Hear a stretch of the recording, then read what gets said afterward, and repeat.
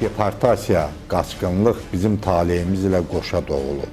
Nənələrimizin bayatısına hopub, qızlarımızı boynu buruq böyüdü, ərənlərimizi başı aşağı eləyib. Rəhmətlik Əzizə xanım Cəfərzadənin araşdırıb ərsiyə gətirdiyi bayatılardan biri belədir. Apardı tatar məni, qul edib satar məni, yarım vəfalı olsa axtarıb tapar məni. Ərəbdən, Monqoldan, xarici işğallardan o qədər ağrı azı çəkmiş ki, istər ədəbiyyatımızda, istər folklorumuzda onun izləri daim açıq-aydın görünür. Bu dediklərim qədimlərdə olanlardır, orta əsrlərin olaylarıdır. Zaman dəyişdikcə deportasiyalarda öz axarını, səmtini dəyişir. 18-ci əsrdən sonra Çar Rusiyasının Qafqazlara ayaq açması ilə bərabər yeni deportasiyalar, köçürmələr qapımızı döyür. Araz çayı ölkəni, Böyük Azərbaycanı iki yerə böldü. Şimali Azərbaycanın ərazisində Rusiya tərəfindən bütün xanlıqlarımız və başda İrəvan xanlığı olmaqla işğala məruz qaldı. Ərazilər dəyişdi, əhali köçürüldü, deportasiyalar başlandı. Bunun kökünə bir nəzər salarıq. Bəli. Avzu müəllim, xoş gəlmisiniz. Sizi salamlayıram. 1828-ci il Türkmənçay sülhündən sonra Şimali Azərbaycanın Rusiya tərəfindən işğal edilməsi ilə bu problem başlandı. Yəni, Ruslar gəlib Şimali Azərbaycanı işğal edəndən sonra bölgədə möhkəmlənib daima mövcudluqlarını qorumaq üçün onlar burada özlərinə sərf eləyən bir münaqişə ocağı yaratmaq planını qurdular. Bu da yalnız və yalnız onlar üçün ermənilərin bu bölgəyə köçürülməsi ola bilərdi. Yəni, zaman-zaman biz qonşu yaşamışıq ermənilərlə, amma aramızda din ayrılığı olub və bir də ki, erməni xisləti. Yəni, ermənilərdə ümumiyyətlə bir xislət var ki, onlar həmişə xəyanətkar olub. Ruslar da ermənilərin psixologiyasını çox gözəl bilirdilər ki, erməniləri köçürüb bura gətirsələr, burada bir erməni əyaləti yaratsalar, öz məqsədlərinə nail ola bilərlər. Bax, belə bir ünvanla Rus hökuməti, yəni Çar Rusiyası Osmanlı dövlətinin ərazisindən, sonra İran ərazisindən 90 minə qədər erməni köçürdü. Qərbi Azərbaycana əsasən, bir də Qarabağa, Qarabağın dağlıq hissəsinə. Bax, belə bir vəziyyətdə Rusların planı belə oldu ki, Qərbi Azərbaycanda əsas məskunlaşdırsınlar erməniləri. Çünki diqqət yetirirdilər ki, Azərbaycanla Türkiyə, Osmanlı dövləti arasındakı o əlaqəni kəsmək üçün ən əlverişli strateji mövqeyə malik məntəqə Qərbi Azərbaycandır. Yəni, Zəngəzur, Göyçə, Şərur, Dərələyəz, Vedi, bu bölgələr daha əlverişli ola bilər. Ona görə də erməniləri daha çox o ərazilərdə yerləşdirdilər. Və əvvəl birinci erməni əyaləti yaratdılar və erməni əyalətini yaradandan sonra quberniyalar təşkil olanda İrəvan quberniyasını təşkil edilər. Və bundan sonra başladılar onlar öz ardıcıl o planlarını, siyasətlərini həyata keçirməyə. Yəni, ilk öncə onlar erməniləri bölgəyə yerləşdirdilər, onlar üçün erməni əyaləti təşkil edilər, sonra quberniya yaratdılar və sonra başladılar ki, burada artıq o yerli Azərbaycan türklərinin sayını azaltmaq. Sıxışdırmağa. Bəli, sıxışdırmağa başladılar. Gülüstan və Türkmənçay müqavilələrindən sonra Qafqazda, o cümlədən Azərbaycanda qanlı olaylar başladı. Bizi əsarətə alan Çar Rusiyası təbiidir ki, öz maraqlarını həyata keçirmək üçün yüz oyundan çıxdı. İrandan, Türkiyədən, Livandan yüzlərlə erməniləri soydaşlarımızın qədim ata-baba yurtlarında yerləşdirdi. Yerli sakinləri isə Azərbaycanın içlərinə doğru köçürdülər, deportasiyaya məruz qoydular. 1948-53-cü illərdə isə Qərbi Azərbaycanın dağlıq hissələrində yaşayan dinc əhali Muğana köçürüldü. Aran torpağına gətirildi, qırıq, salxa vaqonlarda. Günlərlə yollarda əzab-əziyyətə düşar oldular. Nəhayət gəlib doğma Muğan torpağına, su qovuşana yerləşdilər. Təbii ki, ev-evə sığmasa da, el elə sığdı. Yerli əhali öz sinəsini geniş açdı doğma yurttaşlarına. Öz 2 otağından birini ona verdi. Qonaq üçün saxladığı yorğan döşəyi öz yurttaşlarına bağışladı və beləcə millət bir-birinə qaynayıb qarışdı. Yəni bunu da Çar hökuməti deportasiyanı birdən-birə deməli kütləvi eləmədi. Çünki o onlara da sərf eləmirdi. Əgər 19-cu əsrin sonlarına qədər misal üçün Qərbi Azərbaycandan o bizim soydaşlarımızı, Azərbaycan türklərini deportasiya eləsəydi Çar Rusiyası, onda o bölgədə işçi qüvvəsi qalmırdı. Bax, belə bir vəziyyətdə onlar özlərinə sərf eləyən istiqamətdə köçürmə siyasətini yürütdülər.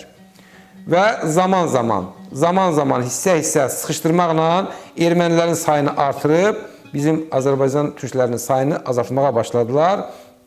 Və nəhayətdə gəlib zaman yetişdi, yəni Sovetlər İttifaqı zamanına, yəni Sovetlər İttifaqı qurulandan sonra, yəni daha doğrusu desək, yəni Bolşeviklər hakimiyyətə gələndən sonra Rusiyada, Sovet Rusiyası meydana gələndən sonra Ermənistanın ərazisini daha da genişləndirdilər.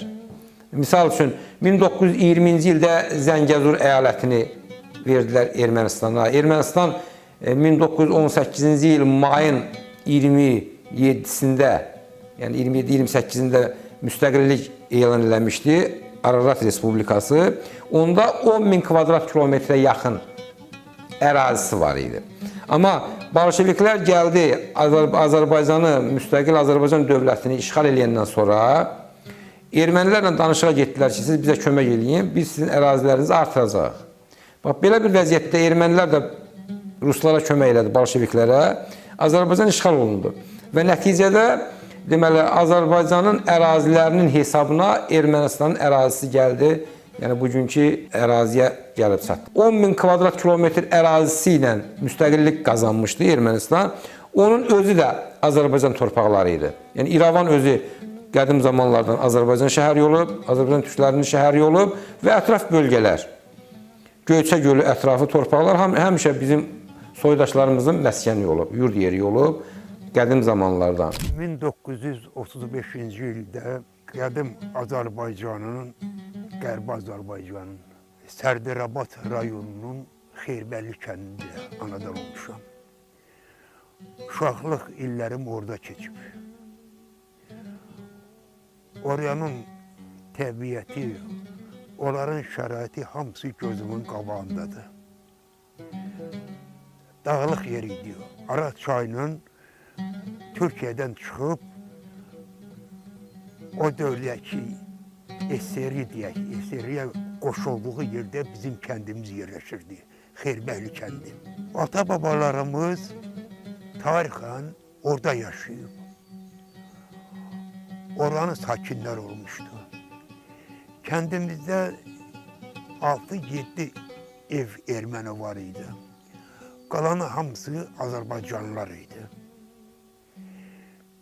Təsərrüfatımız əsasən az miqdarda pambıqçılıq, taxıl bitkiləri və ən əsası bağçılıq idi. Müxtəlif meyvələr vardı. Demələr ki, meyvələrin hamısı bizim kənddə bitirdi. Bir dövr keçdi, bir də gördük kənddə adamlar peyda oldular. Gəlin Azərbaycana köçəyin. Azərbaycana gedəyin. Bunu Azərbaycanlılar deyir. Azərbaycanlılar da ermənilərin fitvasıyla. Demək, ermənilər bunları örgədib, bir neçə bu agent kimi kəndə salmışlar ki, gidək Azərbaycana. Azərbaycan bizim vətənimizdir, bura nəyimizdə lazımdır. Təbliğat aparırlar. Təbliğat aparırlar. Gəlin, gidəyən Azərbaycana. Bu cür, deməli, nətəri cəmaatı yerindən hürküdürdülər. Gidək, orada şərait yaradılıb, hər şey yaxşıdır. Amma arxalarında ermənilər dayanmışdı. erməni nümayəndələr gəlirdi, o erməni nümayəndələrin qarşısında. Nəhayət oradan nümayəndələr gəldi, ki, Azərbaycanın kəndlərini gəzdilər. Bizim köçməyimiz haqqında iltizam aldılar, gedir ərizə alırlar ki, siz Azərbaycana gedirsiniz, getmişsiniz. Hər şey həll olunmuş, gedirik, dediler. Və vaxt gəldi, 50-ci ilin yay ayları idi. Bir gün maşınlar gəldi, 2 ailəni təsəvvürləyir bir mənə. Ondan qabaq deməli evlərin satılması, ermənilər köçürüb gətirdilər. Xaricdən ermənilər gəlmir. O ermənləri bizim mesela ehtiyat evlərində yerləşdirdilər. Bütün kənd evlərinin hamısında yeni erməni ailələri gəlmişdi. Türkiye'den de, Suriye'den idi, İran'dan idi ve o gelmişler oralara. Evi kıymet çoğu elediler. Bizim evlerimiz olurdu, hamısı taştan, mülkler var idi. Hiç su kıymetine, o dövrde gelip o bize o verilen evden burada bir damga da tilmek mümkün değil. Adi bir damga timimi ki təzminat verdiler.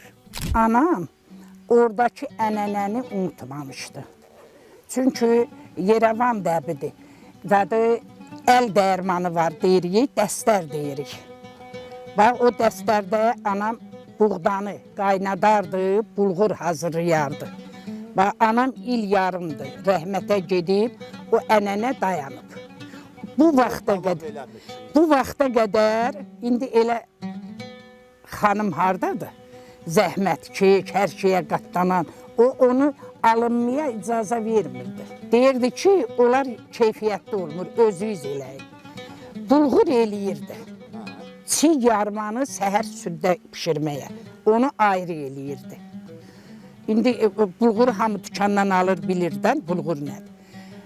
Zat dəstərdə çəkirdi, buğdanı qovururdu, təmizləyirdi, dəstərdə çəkirdi, qovud qayırırdı. Bizim evin qovudu, bulğuru, çiğ yarması, əldə kəsilmə ərişdəmiz, hələ indi də onları özümüz eləyirik, anamdan keçib. Ərişdə yığılırdıq, düyünləri ikimizə, sabah üçümüzə, gəlin, qız, anam rəhbərlik eləyirdi. Xamırı yoğururduq, göstərirdi. Əldə kəsirdik, ip bağlayırdıq bu cür tel, altına da süfrə sərirdik. Onları hamısını düzüb qurudurduq. Hələ o ənənəmiz gedir. Hələ noxudu istadıb yarma, ləpə deyirik. Noxud ləpəsi hələ davam eləyir. Toxmaqda təzə ət, qol əti. Anam tapşırırdı, indi biz də elə eləyirik. Təzə heyvanın, təzə kəsilən heyvanın qol ətindən. Toxmaqda döyürdük, küftə hazırlayırıq. Biz elə belə maşında küftə eləmirik. Hamımızın evində anam verib. Ətdaşımız, toxmağımız, qızların, gəlinlərin. Hamısının evində var. Hamısı da o ənənənlə gedir. Əvvəl bizlərdə İrəvanda qovurma qovururdular. Qış üçün. Payızda bunu mən anamdan eşitmişəm, özümün yadına güclə gəlir. Məktəbə gedincə babamgildə qalmışam, məktəbə gedən ili gəlmişəm Sabirabada. Qovurmanı payızdan elə qovururdular ki, bax bu mart, aprel ayını yola salırdılar. O hamı bilirdi ki, büyünə 3 qoyun, 5 qoyun, 1 dana öz qapısının heyvanını saxlayırdı. Kəsirdilər, qovururdular. Bu anamdan eşitdiyim ciyarını ayrı qovururdular, biz omaz aşı deyirik. Lobyanla hazırlanır. O heyvanın cızdağını, o ciyarı omaz aşına vururduq. Omaz aşı da lobyanı qaynadırıq, içərisinə əvəlik vururuq, ərişdə kəsib vururuq, soğanı da dağ eləyirik, o cızdağı zadı da qoşuruq ona ki, tamlı olsun. O bizim qış yeməyimizdir. Bizdə əvəlikli aş hələ indiyə bişiririk. Yaddaşınızda qalan o yurtda sonra yaşadığın yurtla bağlı bizə və tamaşaçılara məlumat ver. Mən lap özümü biləndən valideynlərimə sual eləyirdim. Bilirdim ki, köçkün olublar, bilirdim deportasiya olublar. Onlardan soruşurdum dönə-dönə ki, sizi necə deportasiya elədilər, səbəb nə idi, nə üçün bura düşmüsünüz, seçim sizin oldu, yoxsa yuxarıdan gəldi. Onlar keçmişi daha çox danışırdılar, çox şey danışırdılar. Gözlərində bir niskil var idi həmişə. Mən uşaqlıqdan o niskili görürdüm. Ancaq niskilin üstündən deyirdi, bala, ümid eləyirəm başqa cür olar, dəyişər. Biz özümüz olmasaq da, siz nəsil, sizdən sonraki nəsil. Mümkün deyil ki, bu millət, bu türk milləti oradan keçmiş yaşadığı yerlərdən ayrı qalsın. O nəfəs sizin üstünüzdə gəzir. O çox istəyirdi ki, orada atasının, babalarının, rəhmətə gedənlərin hamısının ziyarətinə getsin, onları ziyarət eləsin. Mümkün oldu, getdi də. Ancaq mən də getmişdim. Mən uşaq vaxtı getmişdim. Haradasa 12, 13, 14 yaşım olardı. Neçən illəri təxminən? Sovet dövrü idi. Aha. Deməli, Nə gördün olsun orada? ki, orada Sənin üçün maraqlı gələn nə Orada oldu? mənə Ata-baba çox maraqlı gəldi. Kaş mən də bu yerlərdə olardım. Atam, anam böyüdüyü torpaqda mən də böyüyərdim. Mən də buranın evladı olardım. Elə orada bu sözləri deyirdim. Yenə atam rəhmətli, Allah ölənləriniz rəhmət eləsin. Dedi, bala, qismət olacaq. Mən bilirəm ki, olacaq. Sən inşallah indi uşaqkən gəlirsən. Vaxtı ilə yaşa doğandan sonra sən olmasan da bayaq dediyim kimi sənin nəvən, nəticələrin, balaların orada olacaq. Mən oranın elə bil ki, torpağını, suyunu qanımda aparmışdım. Baxan kimi dedim, bura bizimdir. Bu mənim qanımdadır, bu mənim yaddaşımdadır. Elə də gördüm. Rusların həyata keçirdiyi deməli siyasətin nəticəsində Azərbaycan torpaqlarının ərazisi çox kiçildi. Yəni 20-ci ildə Sovet Rusiyası Zəngəzur ərazisini verdi. 1929-cu ilə qədər Azərbaycanın əsas hissəsi ilə Naxçıvan ərazisi birləşik idi. 1929-cu ildə deməli Sovet hökuməti Ordubad rayonunun da bir neçə kəndini, Zəngilanın da bir neçə kəndini birləşdirib Mehri rayonunu təşkil etdi və tabe etdi Ermənistan SSR-ə, Ermənistan Sovet Respublikasına və bununla da Naxçıvanın Azərbaycanın əsas hissəsi ilə arası tamamilə kəsilmiş oldu. Yəni bu artıq Azərbaycanın Türkiyə ilə, Türkiyənin Azərbaycan və Türk dünyası ilə olan dəhlizini tamamilə bağladı. Yəni bu Sovet Rusiyası, ümumiyyətlə Ruslar tərəfindən çoxdan cızılmış bir plan idi ki, artıq 1929-cu ildə o plan yerinə yetirildi. Və bundan sonra onların fikirləri Ermənistanda Azərbaycanlıları tamamilə azaltmaq, yox etmək idi. Tamamilə o ərazilərdə ermənilərin olması idi. Belə bir vəziyyətdə deməli ermənilərlə ruslar əlbir oldular.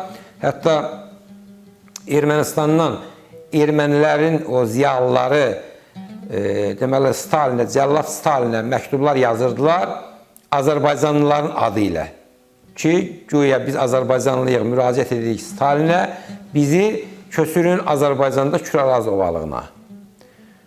Həm də Stalin bir tərəfdən belə bir müraciət vardı, belə bir siyasət vardı daha doğrusu. Digər tərəfdən də Stalin özü də cəllad idi, ümumiyyətlə Türk millətinin düşməni idi Stalin. Diktator Stalin cəllad idi və bundan istifadə elədilər. 1948-ci il 23 dekabrda SSR Nazirlər Soveti 4083 saylı qərarı ilə Qərbi Azərbaycandan, yəni Ermənistan SSR-də yaşayan Azərbaycan türklərinin Azərbaycanın Kür-Araz ovalığına deportasiyası barədə qərarı imzaladı, qərarı verdi. Və bunun ardıca 1948-ci il martın 10-da növbəti SSR Nazirlər Sovetinin qərarı oldu və bu qərarla da deportasiya başlandı. 1948-1950-ci illərdə 2 il müddətində 100 mindən artıq Azərbaycan türkünü deportasiya etdilər. Amma 1948-52-53-cü ilə qədər 250 minə qədər Azərbaycan türkünü deportasiya etdilər Azərbaycanın Kür Araz ovalığına. Ki, güya burada pambıqçılığın inkişaf etdirilməsi adı altında. Amma əslində siyasət Ermənistanı Azərbaycanlılardan təmizləmək idi. Yurttaşlarımız Muğamda məskunlaşsa da fikirləri, xəyalları doğulduqları ata-baba yurtlarında qaldı. Oranın axşamı ilə yatdılar, səhəri ilə oyandılar. Təmiz havasını, sərin bulaqlarını yadlarından, yaddaşlarından bir an silə bilmədilər. Yurd içində, el içində yurtsuz, yuvasız ağrı ilə qoşa qaldılar. İnsana ən böyük əzab onun məskunlaşdığı yurtdan, obadan didərgin salmaqdır. Bu əzabın tayı bərabəri yoxdur. İmperiya maraqları, dövlət siyasəti bu əzabı biz əzabkeşlərə çox ürəklə qıydılar. Nə deyim ay dədə, nə deyim? Yaylaqda olmuşam, Ələyəzdə. Oradan da adımı qoyub atam rəhmətlik yayla. Yaylaqda dünyaya gəldi. Hə. O vaxt tamam başqaydı. İndi bala tamam başqaydı. 25 il ögək qaynananla oturmuşam. 25 il ögək qaynananla oturmuşam, qaynatamla birkə. Hamımız bir yerdə, bir oğlu var idi, birkə olurdu. Belə nətər deyim, ürəyiniz nətər istəyir, o cür kasıbçılıq idi, yoxsulluq idi. İndiki devri Allah millətə çox görməsin. Yoxsulluq idi, bitər dolandıq. Yaxşı idik. O vaxt yaxşı idi, qaynatıyı sayan var idi, qaynanıyı sayan var idi, hörmət var idi. İndiki cavanlar deyir, mənəm, vəssalam. Rəfiqələrindən kimlər var idi? O qədər rəfiqəm vardı. Mən 9 yaşından qalxoza qoşulmuşam Yerevanda. 9 yaşından qalxoza, çünki ailədə böyük mən idim. 2 qardaşım məndən balaca idi. Anam da xəstə oldu, onun dərdindən mən özüm qoşuldum, dədəmin qovumu vardı. O arvad məni elə yanında hərrədi, pambıqçılıq idi, pambıqda. O qədər belə dostum, tanışım, hürmətimiz var idi bir-birimizə. Hamısı rəhmətə gedib, hələ mən yaşayıram. İndi rəfiqələrimlə var Nazilə, məndən uşaqdılar onlar, onlar məndən uşaqdılar. Var rəfiqə, var müsir. Bir yerdə qalxozda işləyənlərimizə deyirəm. Ondan sonra kim var? Rəhmətə gediblər. Baldızlarımla gedirdik, baldızlarım da rəhmətə gedib. Rəfiqələrim də gedib. Mən niyə yaşadır bilmirəm. Ulu öndərimiz Heydar Əliyevin sözləri ilə desək, hər bir millətin milli mənsubiyyəti onun qürur mənbəyidir. Biz də bir millət olaraq Qərbi Azərbaycandan köçüb gələn və o ağrını, acını yaşayan, o hadisələri gözündən görən insanların dilindən o əhvalatları eşidəndən sonra doğrusu duyğulandım. Bir daha inandım ki, bizim millətimiz çox böyük millətdir və bu millətin ruhu ölməyib. Və mən düşünürəm ki, deyirlər ki, tarix kitablarında oxumuşuq ki, hər bir millətin milli kimliyi üçün ərazi birliyi, dil birliyi, mədəniyyət birliyi və s. bu kimi saylar eşitmişik, adlar eşitmişik, səbəblər eşitmişik. Amma mən düşünürəm ki, bunlardan da önəmli ruhudur. Əgər bir millətin ruhu yaşayırsa, deməli o yaşamağını sübut edən bir millətdir. Layiq bir millətdir, yaşamağa layiq bir millətdir. Və mən ona görə də bu günləri, bu adamların çıxışlarında da bunu bir daha gördüm. Xüsusilə İsmail müəllimin çıxışında dedi ki, o duyğuları, o hissləri o nəfəsi üstümüzdə gəzdiririk bu günə qədər. Dədəsindən aldığı, babasından aldığı o qan yaddaşını, bir gün yaşatdığını öz ifadələri ilə bir daha sübut elədi. Və mən də düşünürəm ki, həqiqətən bunu dəfələrlə 44 günün müharibə günlərində də bir daha sübut elədik. Müxtəlif hadisələrdə də biz bunu görmüşük. Bugünkü söhbətlərdə də bir daha gördük ki, bir millətin ruhu ölməzsə, o mütləq həm yaşayacaqdır, mütləq özünü sübut eləyəcəkdir. Və mən düşünürəm ki, o hadisələri görən nəsillər zaman keçdikcə, illərlə qocaldıqca, dünyasını dəyişsə də belə, onların yaşadıkları hissləri, duyğuları, qan yaddaşı ilə daşıyan övladları, balaları, nəvələri bunu heç vaxt unutmayacaq. Və biz öz tarixi torpaqlarımıza qayıtmağımıza heç bir şübhəmiz yoxdur. Və bugünkü eşitdiklərimiz bizdə bu əminliyi yaradır. Biz 65-ci ildə Kərim axından köçüb gəlmişik. 65-də. 65'e kadar orada var idi. Hə, yadıma gəlir. Siz nerede gelmişsiniz orada? Biz orada nə bilim belə bir 20-30 ev idik, qalmışdıq. Sonra elə oldu ki, gördük ki, bu ermənilər belə nəsə bizi əvvəlki deyirlər də, incidə eləyirlər. Evlərimizi də elə dəyməzinə satdıq, çıxdıq gəldik. Satdıq deyəndə, hə, hökumət almadı, elə oradakılar, ermənilər. Hamımız köçdük, gəldik bura. Bizim Seyit var idi, bir kişi. O bizi evində yer verdi, biz evlərimizi tikincə onun evində qaldıq. Orada qaldıq, sonra torpaq sat verdilər, özümüzə ev zat tikdik, köçdük öz evimizə. Mən özüm Sabirabad rayonunun Suqovuşan kəndində anadan olmuşam, amma ata-babamız əslən Qərbi Azərbaycanın Zəngibasar rayonunun Hacı İlyas kəndindən idi. Mən özüm uşaq vaxtı bizim qohumlarımız orada sonda gələnlərdən də var idi 89-cu illərdə. Deməli, mən özüm uşaq vaxtı orada bir neçə dəfə olmuşam, yadımdadır, Sovet dövrü idi, məktəbli idim və sonuncu dəfədə mən özüm tək İrəvan şəhərinə getdim, 7-ci sinifdə oxuyurdum, 89-cu sinifdə oxuyurdum, üzr istəyirəm, 87-ci ildə. Münaqişədən bəlkə də bir neçə ay əvvəl. Özüm gedib gəzmişəm, nəsə ürəyim oranı çox istəyirdi. Çünki uşaq vaxtı bir neçə dəfə olmuşuq, atamgillər rəhmətli, onlarla qohumlarımızın toy şənliyinə getmişik də belə. Yəni o illər hələ gözümün qarşısındadır. Yəni o çox gözəl bir mənzərəli, nətər deyim, havası, hər şey gözəl bir yerlər idi. Əsl yurdumuz idi. Ata-baba yurdumuz idi. Təbii ki, burada bizim vətənimizdir. Azərbaycanı biz bütöv hesab edirik, bütöv bir Azərbaycan görürük. Amma çox təəssüflər olsun ki, bu aparılan həm Çar Rusiyası dövründə, həm Sovet dövründə çox təəssüflər olsun ki, torpaqlarımız hissə-hissə qoparılıb düşmənlərimizə verildi. Çox təəssüflər olsun. Ancaq biz ümid edirik ki, həmişə bizim atalarımız, nənələrimiz həmişə söhbət edirdi ki, bir zaman gələcək, haqq heç vaxt nazilər üzülməz.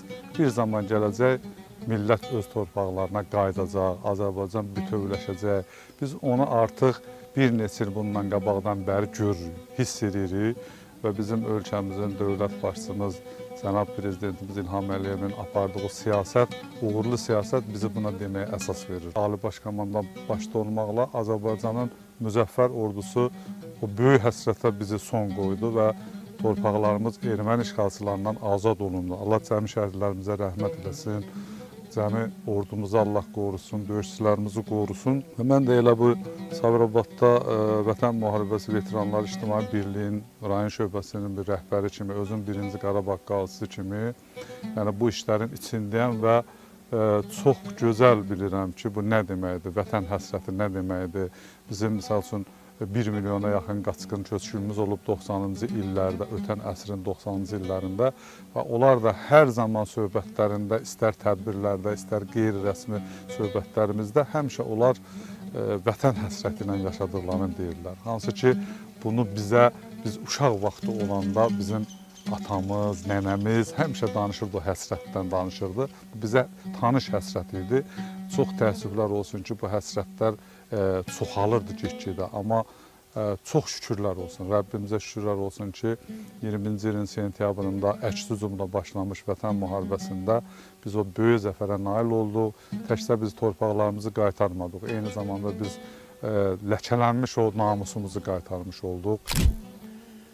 Qaldı ki, orada o yaşayan ermənilərə münasibət mən uşaqkən hiss eləmirdim. Atam danışırdı. Deyirdi, onlar o qədər qorxu çəkən millətdir ki, tək olanlar. Biz İrəvana yaxınıq, orada da bizim nəsil böyük nəsil olub, Salahovlar nəsli. İndi onların çox bir qismi Gəncədə yaşayır. Böyük bir nəsildirlər. O nəsil söhbətindən kənara çıxıb deyirdi ki, biz Azərbaycanlılar orada gəzəndə ermənilərə heç bir ziyanlıq gətirmirdik. Ancaq onların xislətində bir qorxu var idi ki, bunlar bizdən güclüdür. Şəhərdə deyir, gəzəndə bizdən aralı gəzirdilər ki, İrəvanın özündə. Birdən yanaşarıq, bunlar bizə pis baxar. O dərəcədə onlar ehtiyat edirdi. Ancaq bilirdik ki, onların içərisində bir qurd xisləti var. Başqa bir xislət var. Onlar istifadə eləyəcək. Nə vaxtsa güclü olsa, bir arxa tapsalar özünə gücləri nəsə eləyəcəklər. Tarix deyir, göstərdi ki, elə də oldu. 1905-ci ildə eləmişdilər, 1918-də eləmişdilər. Biz gözləmirdik hələ. Qəfil dəyişdi hər şey. O vaxt bilmirdik ki, bu Moskvada həll olunub. 48-50-də başladılar bizi köçələməyə. Bizim kənddə hər meyvə var idi. Dağ yeri idi, havası yaxşı, su yaxşı, nə deməyik. Yemək əzadı, hər şey yaxşı idi. Vallahi bizim kənddə erməni az idi. Biz Türkiyənin, biz qabaq-qabaq aydıq. Çay suyu gedirdi. Kəndin adı nə idi? Bağçalar. Ancaq meyvə. Suvarırdılar, yığırdılar, nə bilim mən. Yığıb qurudurduq, ərizadı. Apardılar dağlara, ufaq dağ deyir, Kürdlər tərəfə. Qurusuna ha, aparıb kişilər satırdı. Dolanışıq nədir? Dolanışıq yox şey. Belə qana gəldi birinci.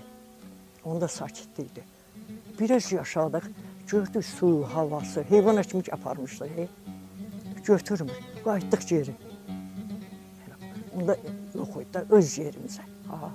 Demirəm, ora Türkiyənin qabaq-qabağa bir dənə arpa çayı axırdı. Türkdən qorxurdular. Hər nəsə söz söhbət onda yox, sakitlikdi. Qayıtdıq geri bir ilə kimi, 2 ilə kimi yaşadıq öz yerimizdə. Bir də sonra gördük, qırışıqdı, çıxdıq. Bu danışan qadınlar, ağ birçəklər, ağsaqqallar illərlə bu həsrəti, bu ağrını sinələrində qovurublar. Demək olar ki, bu insanların hər biri Qərbi Azərbaycanın ayrı-ayrı coğrafi məkanlarından gəlib Muğamda yurt yuva sahibi olublar. Əksəriyyəti isə Sərdarabad rayonunun sakinləridir. Qaçqınlıqdan, yurt itirməkdən 70-80 il vaxt keçsə də, dədə-baba obalarındakı hər incə məqamı dəqiqliklə xatırlayırlar. Havasından, suyundan tutmuş, mətbəxinə qədər hər bir detalı çox dəqiqliklə yada salır, təəssüflənirlər. Neynəsinlər ki, gücü heç nəyə çatmayan insana xatirəni çevirməkdən başqa bir yolağa qalmır. 2 ailənin bir maşına, balaca palturka maşınlar deyirdilər o dövrdə. Onlara yığdılar, gətirirlər. O Arak stansiyasında yük vagonları gözüdür. O yük vagonlarında bir neçə ailəni bir yerə yığdılar. Və o nətə çox pis şəraitdə. Nətə dözülməz şərait ki, təsəvvür edin ki, bir vaqonda qadın da var, uşaq da var bunlar. Hamısı bir yerdə, indi gəl burada. Nə qədər yolda ləngidiniz? Təsəvvür edin ki, oradan deməli Naxçıvandan bura harsası bir 400 kilometrdən çoxdur. Neçə gün yolda qaldınız? Harsa bəlkə də bir həftəyə yaxın. Bax, belə yavaş-yavaş gəlirdi. Gəldik, burada Qarasu stansiyasında maşınlar dayanmıştı. Bizi yine de maşınlara yüklediler o eşyaları ve o eşyalarla biz gelip Surra kendine düştük. Surra'da bizi çok mehriban karşıladılar. Herenin o dörde yukarı başı 2 evi olardı, 2 otağı. En yaxşı Yerli əhalini. yerli alın böyle en yaxşısını bize verdiler. Bazıları evinden çıkıp bize kaçanlara evi verip özü gidip de qohumu güller kadın. İsti mehriban karşıladılar. Böyle bizle son bir kalıp oldular. Şərait yarattılar bize. O yer ayırdılar ekmeğe, ninemeye. Bunlarla qaynıq barışdık. Bizde en çetin mesele o oldu ki, yığılım şəraiti. Biz dağlıq ərazidən, sərin yerdən gəlmişdik. O bulaqlardan. Burada ise dəhşətli istilərlə qarşılaşdıq. Kolxozdan payımıza düşən malqaranı da götürdük. Bir dənə malqara özümüzün heyvanının biri de kalmadı. Hamısı tələf oldu. İnsanlarda da o dövrdə malariya yoxlanan olurdu. O çətin. Ama yaşayıp kalanlar da oldu.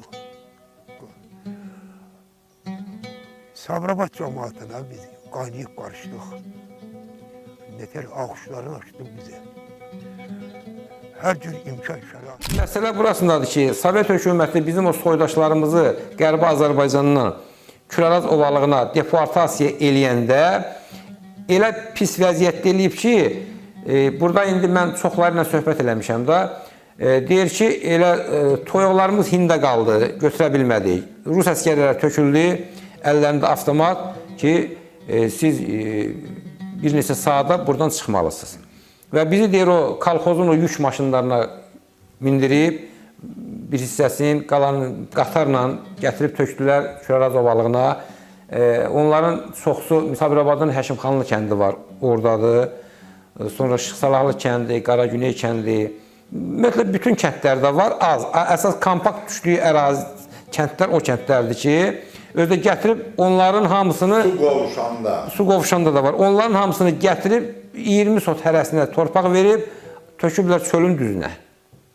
20 sot torpağın üstünə ki, özü pul da verməyiblər, heç ərzaq da verməyib Sovet hökuməti ki, özü üçün burada bir ev tikin. Onlar yazıqlar da deyir, biz də tökülüb ailə uşaqlı kərpiz kəsmişik, palçıqdan, samandan, ev tikmişik, məskunlaşmışıq burada. Yəni Sovet hökumətinin cəlladlığı burada görünür. Yəni öz millətimizin dövləti olsaydı belə etməzdi. O dövrü valideynlərim əziyyət çəkirdi. Elə oturub durub oradan danışırdılar. Ancaq biz o köçkün prosesini, deportasiya prosesini görməyən uşaqlar idik. Ona görə də burada vətəndir, başladıq ətrafla ünsiyyətdə olmağa. Buranın cəmaatını o vaxt biz bilmirdik ki, bunlar başqa cəmaatdır, biz başqa cəmaatıq. Ünsiyyətimiz çox yaxşı idi. Məktəb illərində də, bəli, məktəb illərində də, sonra məktəbi qutarıb işlədiyim illərdə də buranın ziyalıları heç vaxt dilinə gətirmirdi ki, siz oradan köçkünsünüz. İndi o qədər qaynayıb qarışmışıq ki, heç biz bəzən hiss eləmirik ki, biz hardansa köçkün olmuşuq, deportasiya olunmuş bir nəslin davamçılarıyıq. Və eyni bir yerdə süfrəmiz olur, eyni bir yerdə qohum-əqrəba oluruq və eyni bir yerdə fikirləşirik ki, gec-tez Qərbi Azərbaycan dediyimiz yer Qərbi sözü yox, elə Azərbaycan olacaq. Bütöv Azərbaycan olacaq inşallah. Mən də bir Azərbaycan vətəndaşı olaraq, bir Türk millətinin bir nümayəndəsi olaraq fəxr edirəm. Bu sözlərdən sonra mənim özümə inamım, millətimə inamım bir daha artdı və mənim ruhum təzələndi. Və bütün bunlara görə də Zəngəzur TV-yə təşəkkür edirəm. Bugünkü söhbətdən Kürün sahilində keçirilməyi mənə xüsusi zövq verdi. Həm də bunun bir simvolik mənası var. Axı bizim burada bildiyiniz kimi bu coğrafiyada Kür və Araz sayları qovuşur. Və bura Mil, Muğan və Şirvandır. Yəni Kür və Araz saylarının arasında qalan torpağa Mil, Kür çayının sol sahilinə Şirvan, sağ sahilinə Muğan deyilir. Və buna üstünə bir yerdə deyirlər Aran. Aran, yəni bəzən də belə deyirlər, ərənlərin yaşadığı bir ölkə mənasına gəlir. Bir diyar, məkan mənasına gəlir. Bu millət bura köçəndə onları belə xoşluqla, mehribançılıqla qarşılayıb, onların o vaxtlar kasıb yaşayan bir əhalinin 2 otaqlı evinin birinin gələn qonaqlara verməyi, hələ özü də bilinmir, bir gün qalacaq, 5 gün qalacaq, 1 il qalacaq, 5 il qalacaq, nə vaxt özünə ev düşəcək, ev eşiyi olacaq, yurd olacaq. Amma ona baxın, bu cür qucaq açmaqları, bu da bir daha millətin ruhundan, böyüklüyündən xəbər verir. Əsrin əvvəllərində 1905, 7, 18-ci illər, ondan sonraki bu deportasiya dövründə də hətta söhbətlər olurdu ki, o köçürülən zamanlarda da bizim şəhidlərimiz olurdu. Bəzən vətənindən çıxmaq istəməyənləri onu Sovet ideologiyası qoymurdu üzə çıxmağa. Amma onlar düyə-düyəmi, belə necə deyim, ölən, şəhid olanlarımız dünyasını dəyişənlər olub deportasiya vaxtlarında. Və bütün şəhidlərimizin qanı yerdən götürüldü. Biz buna görə Allaha şükür edirik və şəhidlərimizin ruhuna biz minnətdarıq buna görə. Havalar durulur deyəsən, əyri qarın ətəyindən həzin yaz küləkləri əsir. Yurtlardan, doğma el-obadan gələn ilıq bahar mehi deyəsən qaçqın və köçkün yurttaşlarımızın ruhunu oyadır. Təki xeyirliyə olsun deyilənlər, eşidilənlər.